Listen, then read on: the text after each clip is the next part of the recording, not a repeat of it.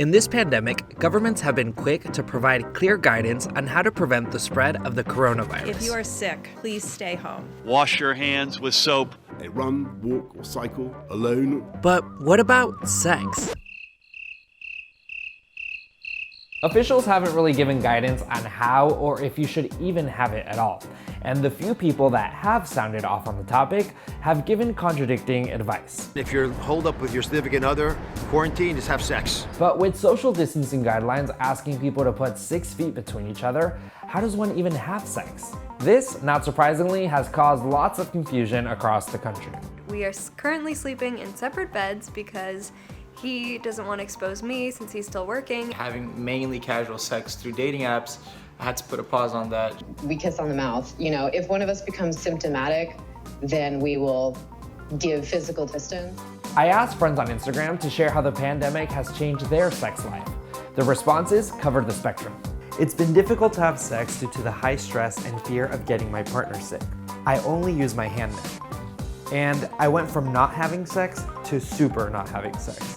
So, can you have sex during a pandemic? We asked Dr. Dimitri Daskalakis. He's with the City of New York, one of the only, if not the only, US local government entities that's provided a very comprehensive guide to sex in the face of COVID-19. So, should you have sex? That's a really good plan. And we were pretty clear that if you're already household contact, sort of enjoy your sex life with your partner if you have one at home. If that's a strategy during a time when there's a lot of stress, we encourage that. There's no evidence to show COVID-19 spreads through vaginal fluids or semen, but it can spread through saliva, respiratory droplets, and mucus. And kissing involves a lot of that. So how do you go about doing it?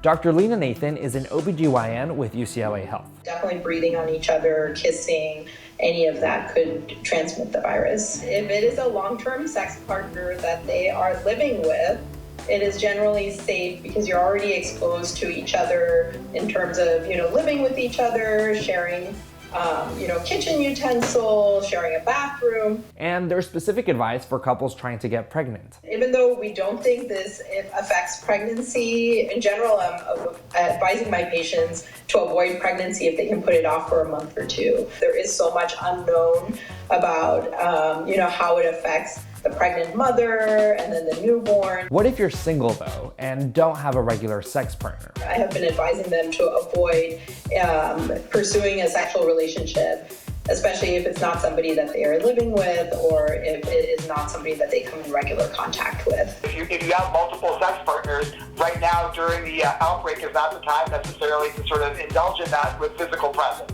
But that does not mean you can't have sex, period. The New York City Department of Health's guidelines rouse the internet with their very sex-positive recommendation. You are your safest sex partner.